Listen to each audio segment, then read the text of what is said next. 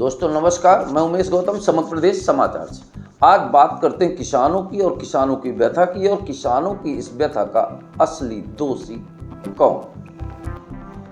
ये विचार करने की बात है। किसानों के नाम पे हर वर्ष वर्ग लाया जाता है। 80 सालों से ये किसानों की, जवानों की, गरीबों की सरकार है। और आज 80 साल होने के आज़ादी के बाद, 79 साल आज़ादी के होने के बाद भी किसान की आय दुगनी करने के वादे, गरीबी हटाने के वादे, ये शर्मनाक तो नहीं तो और क्या है। मेरा ये जनता से और किसानों से अपील है कि इस तरह के वादों को जूते की नोक पे रखें और समझदारी से काम लें, ताकि हर बार इन्हें लाइन से न लगना पड़े।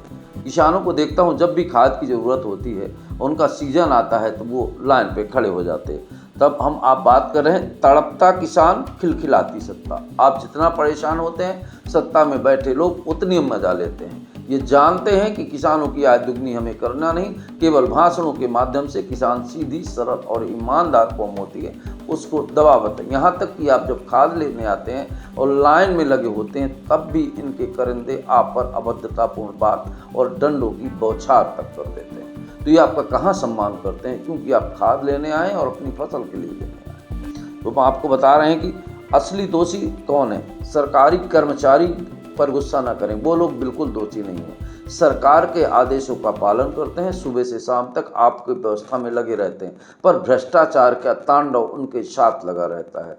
आपको बता दें कि कुछ खबरें ऐसी भी आई हैं कि ऑफिसों के, डीएमओ ऑफिस के अंदर से कुछ लोगों को, व्यापारियों को पर्चियां बना दी जाती हैं किसान के नाम पर, और वो ले जाते हैं और किसानों के नाम पे ले जाते हैं और गांव में रोजगार करते हैं। और इसके बदले ऑफिस के अंदर सूत्रों की माने तो काफ़ी धन पैदा करते हैं। और पर एक बात जो सबसे पहली बात है, तपती धूप में खड़ा किसान, हाथों में पसीना और आंखों में आंसू रहते हैं, उसके बाद भी दर्द नहीं रहता। यहाँ तक कि हमारी महिलाएं, बहनें, बेटियां भी लाइन में खड़ी हैं, छोटे छोटे बच्चों को लेकर लाइन में खड़ी हैं, और सरकार हर वर्ष वादे करती है। तो आखिर लाइन कब खत्म हो गई?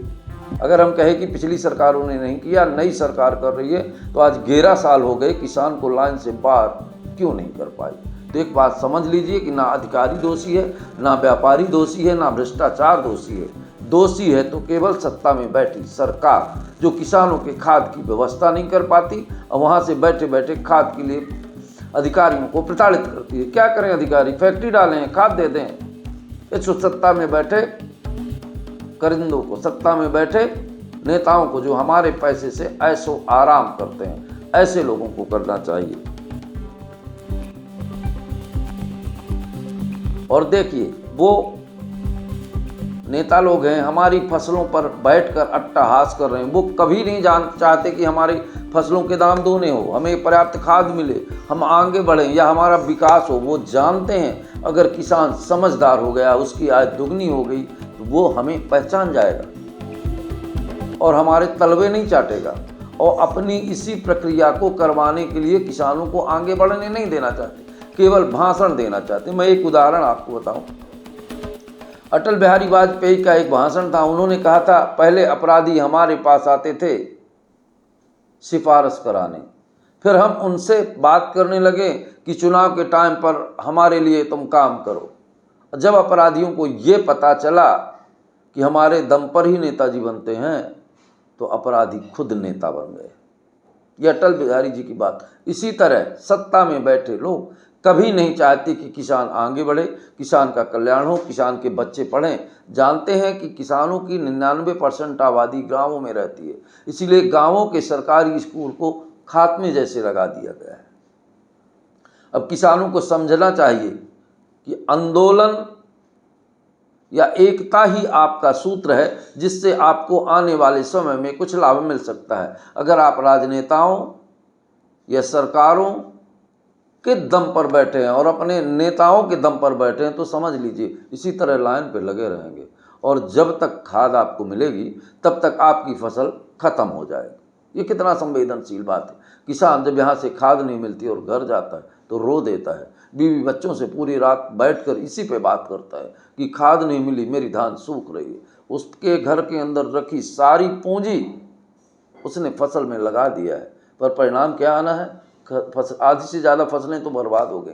प्रशासन रोज शाम के आदेश करता है कल आपको खाद जरूर मिल जाएगी, कल आपको खाद जरूर मिल जाएगी, पर मिलते क्या है? डंडे और अधिकारियों के झूठे खोखले दावे। और सतना में ज़्यादातर खाद की कालाबाजारी भ्रष्टाचारी अधिकारियों के माध्यम से होती है। यहाँ तक कि कुछ अधिकारी पकड़ भी लेते हैं खाद कालाबाजारी करने वालों को, पर उनसे पैसे का शोषण करके मुंगुस बैठ जाते हैं। तो अब किसानों को अपने हक की लड़ाई और खुद समझनी होगी। और एक बात हम कहना चाहेंगे आपसे किसान भाइयों से कि नेता लोग आपके पीड़ा और आपकी दर्द की भी नीलामी लगाते हैं, बोली लगाते हैं, और जब चुनाव आता है तो किसानों की बात चिल्लाते हैं। एक सोचने वाली बात है कि 70 सालों से आप लाइन में खड़े हैं, और तब भी लाइन में खड़े थे और आज भी लाइन में खड़े हैं जब देश विकसित नहीं था। आज विकसित भारत है, विश्व गुरु बनने वाला है, डंका बजता है पूरी दुनिया में। मोहन यादव जब मंच से बोलते हैं तो ऐसा लगता है कि मध्य प्रदेश कमल के फूलों के ऊपर विराजमान पुष्प से सुगंधित, और किसान उस हवा का आनंद लेते नजर आते हैं। पर जमीनी हकीकत क्या है, हम कुछ वीडियोज दिखाएंगे कि किसानों की दुर्दशा कैसी है और कितनी है। और एक बात और बता दें, आज के दिन तो एक और बड़ी बात हुई। एक और विधायक जी सतना के खाद के मुद्दे में कूद पड़े। उनको लगा कि खाद की राजनीति करते सबकी अखबारों में फोटो छप रही है, क्यों ना भी मैं भी अपनी फोटो छपवा लूं, क्योंकि मैं तो जिला अध्यक्ष भी बन गया हूं और 2 बार का विधायक भी हूं। मुझे भी किसानों की खाद की राजनीति में थोड़ा मजा लेना चाहिए। और आज वो भी कलेक्टर के पास पहुंच गए। पर मैं आपको एक बात जो कहने जा रहा हूं कि नेताओं, किसानों के आंसू भले ना पहुंचो, पर उनकी आंखों में मिर्ची झोंकने का जो आप काम कर रहे हो ना, किसानों के खेत में होती हैं मिर्चियाँ, जब वो झोंकेंगे तो डॉक्टर भी ठीक नहीं कर सकेंगे। और पूरा आप देखिए किसान भाइयों, आपके साथ एक एक दाने खाद के लिए कैसा होता है वीडियो में। मऊगंज के हनुमाना में यूरिया खाद के लिए किसानों में मचा हाहाकार। एक बोरी खाद पाने के लिए दिन रात संघर्ष करते दिखे किसान। आज अफरा तफरी का माहौल निर्मित, किसानों में दिखा भारी आक्रोश।